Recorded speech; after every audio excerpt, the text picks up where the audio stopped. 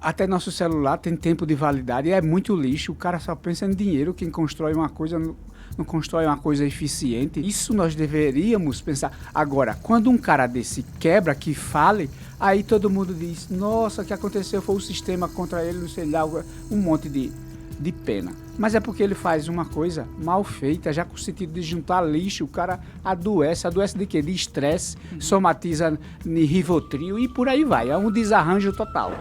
Eu tenho 52 anos, já dá para eu ter uma noção desde a ditadura, quando era a ditadura, e desde a entrada de governo tipo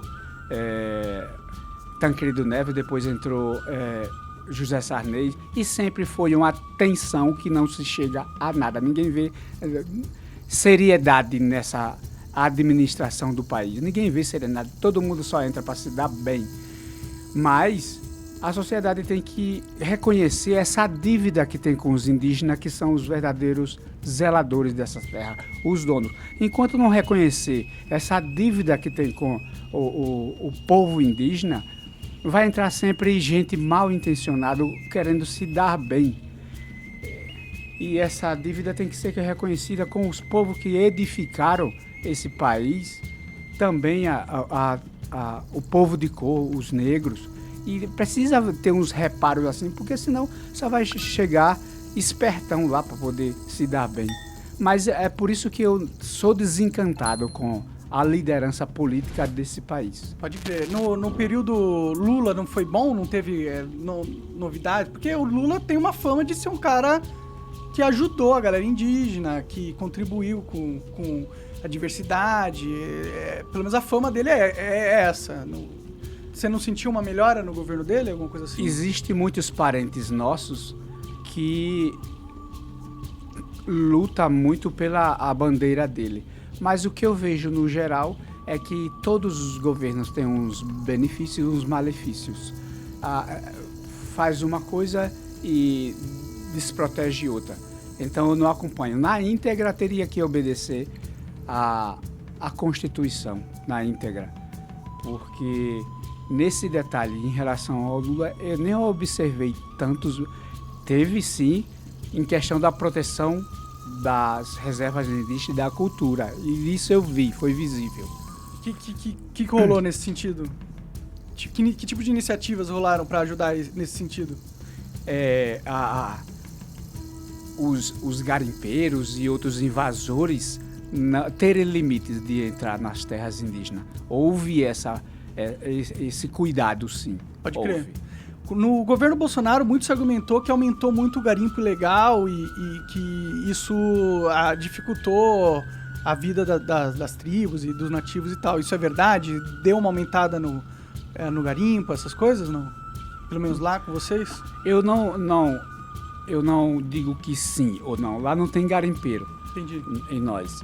Não digo que sim ou não, porque eu não presenciei. Mas tudo é especulação. É preciso a gente ter nosso próprio prisma, nossa própria visão. Então eu vou lá a passeio, fazer um passeio turístico e vou assistir isso. Então eu tenho que conferir. Quem tem dúvida vai lá e confere. Mas eu não sei ao certo lhe responder isso não. Pode crer. Porque tudo é especulação contra um ou outro. Os dois, para mim, ainda continuam na mesma categoria, com exceção desses benefícios que os índios tiveram, sim. Pode crer. Tiveram esse respeito, essa cobertura da natureza ser mais do índio, ser mais por aí, e nisso eu observei que sim. Pode crer, legal. Você falou sobre reparação. Como que você enxerga que seriam boas iniciativas do Estado ou da sociedade para formar essas reparações? O que a sociedade poderia fazer? O que seria interessante que se fosse feito com reparação? Eu acho que, em urgência, teremos que ver essa condição de lixo. Temos que conscientizar essa condição de lixo, porque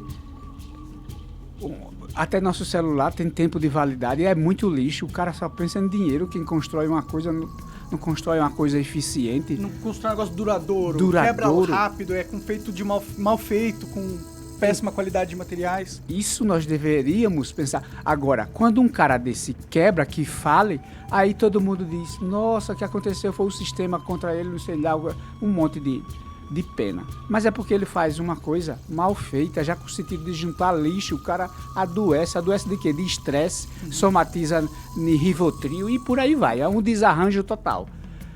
E não se dá conta que é esse tipo de arcaico que a pessoa se torna.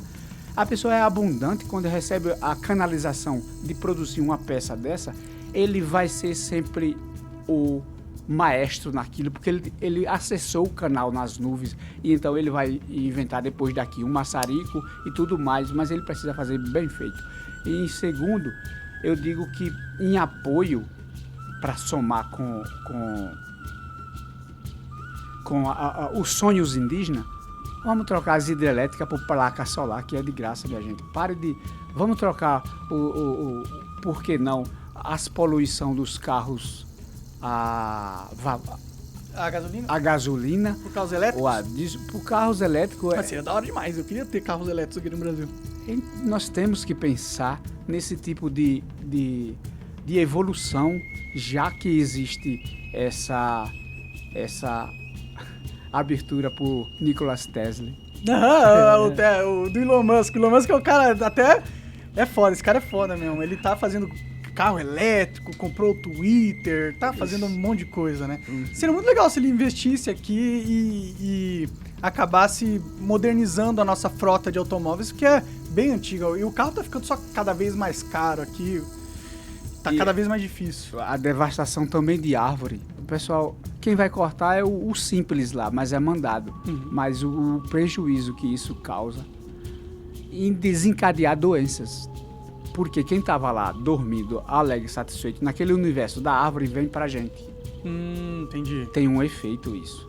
Tá rolando migrações, então, assim... Sim. Entendi. Então, isso é uma coisa que eles argumentam muito, que o Brasil, nesses últimos 4 anos, desmatou muito.